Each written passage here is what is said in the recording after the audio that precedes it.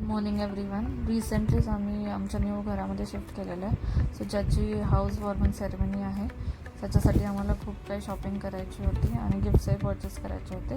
So आज आम्ही निघालो होतो शॉपिंग करण्यासाठी. सो लेट्स गो, आमच्यासोबत चला.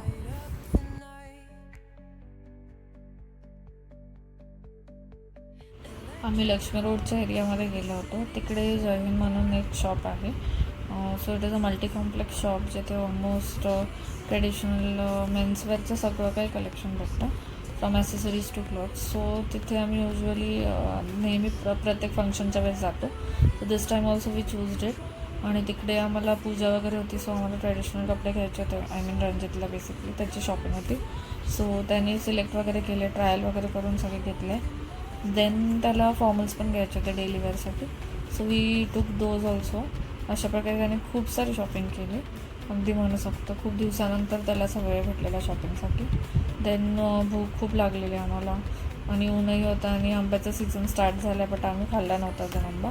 सो दुर्वांकन म्हणून एक डायनिंग हॉल आहे पुण्यामध्ये, लक्ष्मी रोडच्याच एरियामध्ये आहे. सो तिथे आमरस खूप फेमस आहे.